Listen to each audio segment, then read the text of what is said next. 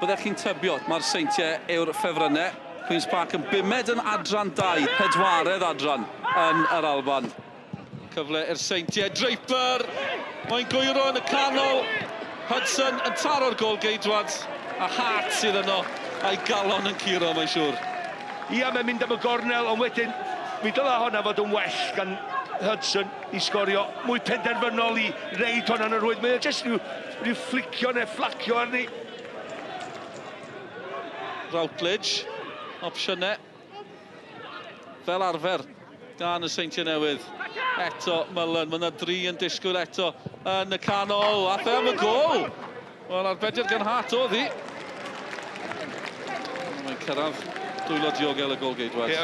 Wel, mae hon yn ergyd na ddweud hynna, dydy ddim yn groesiad, felly mae'r golwr yn y diwedd yn cael llaw cry arni. Mae'n gorfod arwydd mae ar ei ffordd i fewn.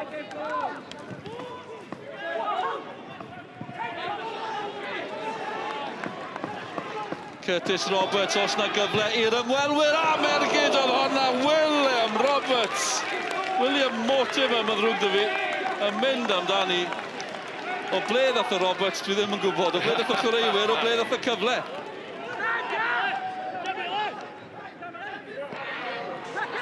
Dal i fynd, y Seintiau'n edrych am y gol gyntaf. Redmond sy'n creu Routledge i'r Seintiau. Taro'r postyn, taro'r gol geidwad. A chi'n gwybod be, mae wedi glanio yn y gol. Dim look o gwbl i Jordan Hart, y gol geidwad. Ond mae Routledge wedi taro. Llai na hanner awr di mynd, y Seintiau Newydd 1, Queen's Park dim. Ia, gol i rwyd i un fydd un y diwedd. Dwi'n siŵr o Routledge yn gwybod hynny, ond fo nath gymryd yr ergyd ara. Mae o'n mynd am y gornel tro yma. Mae o'n pasio i fewn, dyna beth mae'n neud. Pasio i fewn, taro'r postyn, a mae'n taro'r golwr ar ei gefn.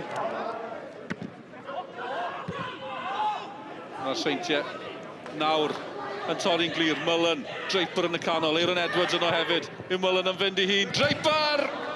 Taro am ddiffynwr, a Redmond yn taro i heibio'r postyn. A mae di gwyro am gic gornel. Mae Draper wedi disgwyl am honna. Mullen yn mynd lawr o dde, mae'n codi ben. Draper yn jyst sefyll i dir yn barod am y bas. Mae'n cymryd y cyffyrddiau cyntaf. Oedd o angen cymryd ti, oedd oedd ei dan i draed oed pyn bach, ond bloc gwych gan Grant yr amddiffynwr.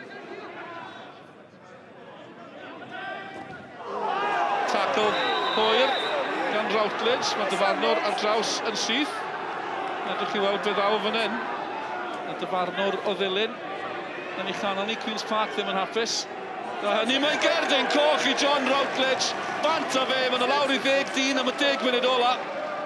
Mae wedi colli rheolaeth ar y bel. Mae hwnna yn werth 2 gardyn coch. Dwi ddim eisiau gweld pethau fel hyn yn mynd ymlaen ar 2 pêl-droed. Mae hwnna'n dacl sy'n wedi dorri coes rhywun un diwrnod. A dyma'r cyfle yn y munudau ola. Mae wedi chymryd un gyflym. Queen's Park yn gallu taro! Harrison, osod olor, rwsut mae mewn i'r gol! Mae wedi bod yn dod, a mae nhw wedi taro. Smart osod olor oedd yno. Dryswch, chwalfa llwyr yn amddiffyn y Seintiau Newydd. Mae'n gol mor amaturaidd i, a maen nhw wedi bod yn pwyso i, a maen nhw wedi gofio hon yn sydyn. Ac rhaid chdi ddeud y Seintiau Newydd yn cysgu. Pwy sy'n codi'r ail bel i fyny? Pwy sy'n dilyn i fyny? Un dyn! Faint o hawdd i hynna yn erbyn pencampwyr Cymru. Queen's Park yn benderfynol. Ydyn nhw'n gallu achosi sioc. Harrison yn arbed. Mae yno! Mae Queen's Park di taro am ddrama yn ymwelwyr o'r Alban ar y blaen. 2 gol hwyr a drychwch ar yr eilydd. Lewis Hawke. Well, come on. Claude i Queen's Park. Pwy sy'n benderfynol, pwy sy'n eisiau ennill y bel. Mae'r dyn a sgorio'r gol gyntaf, os o dolor yna, ond sbia pwy sy'n yna, yr eilydd. Yw'r Seintiau'n gallu llusgo hunain yn ôl mewn i'r gêm. Holland, cadw pethau fynd, Spender nawr. Angen croesiad da, mi oedd hi'n croesiad da! Mae nhw'n taro! Y Seintiau yn ôl, Lempart sydd wedi sgorio yr amddiffynwr canol am ddihangfa i'r Seintiau Newydd. Mae'n gorffan hwn fel blaenwr clinigol i'r gornel ar y foli. Peidiwch â poeni, na i gael allan o drwbl. A mae o'n neud hynny. Mae'r cicio o'r smotyn ar fin dechrau. McLean yn erbyn Harrison. Mae mewn. 1-0. Mullen i'r Seintiau. Mae'n i methu. Hart sydd yno. Mae'n mynd o ddrwg i waith i'r Seintiau Newydd. Captain Queen's Park. A pwysau'r byd ar ei sgwyddau. Gibson. A mae Harrison wedi arbed y gic ar y gair. Mae'n i taro nôl. Yw Brobl. Gallu sgorio. A mae Brobl wedi methu beth yn y byd sy'n mynd mlaen yma. Does neb yn gallu sgorio, mae dal 1-0 i Queen's Park. Hammer yn ffoi. Syth mewn, dim chwarae o gwbl. Bwled o gic ar fantais gyda'r Albanwyr. Dinebau o'r smotyn. I'r Seintiau, dim problem o gwbl.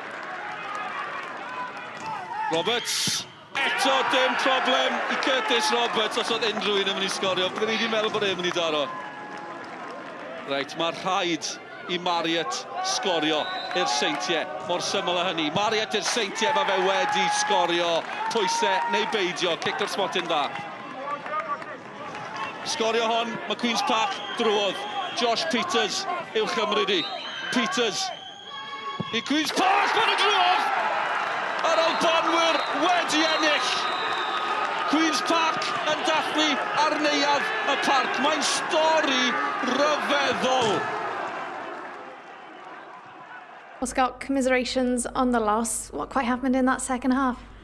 Don't know really. I don't really know what happened throughout the game. I thought we were poor all the way through the team, making decisions that we don't usually make, and we've been sucker punched there at the end. And you know, after a lifeline there, getting back into the game and getting penalties out of it, you know, you get a second chance, but we still weren't good enough, and really it reflected on our whole performance. It's fair to say first half you weren't quite in the game, but second half, certainly you guys came back fighting. First half they dominated the game, but the second half, even before the match, they went down to 10 men, thought we passed the ball and we asked a lot of questions, we got a lot of set pieces into the box and we caused problems, and I think we deserved to probably win the game in the second half, but as I say, they got their equaliser and then we've done the job in the penalties. So. And what about those penalties at the end? How was your heart? Oh, listen, we've every faith in the guys. They're good at it, they do practice them, so we're delighted that we're just through at the next round. It makes this trip worth it for us. It's a long way we've came. So. Well, Curtis, what a comeback for you and the boys. How are you feeling right now? Yeah, I'm absolutely knackered. Same with the boys. Really good game. Hard for us, we fought for it. Pity we lost the goal in the last 10 seconds, and I think going into penalties after that, I think the boys had their head down, but to come back from that, it was really good. Do you think there was an element of your players underestimating Queen's Park? I wouldn't say underestimating them, I would just say because it's early rounds, I think they've probably thought we're at home, you know, and obviously whether in the press they've read that it's a favourable draw or whatever, I don't care about that. I tell the players before every single game, make sure that you're on your mettle, you know, you take the positives from the game, you respect the opposition every time you go on the pitch, and usually our quality shines through, and our quality certainly wasn't there tonight.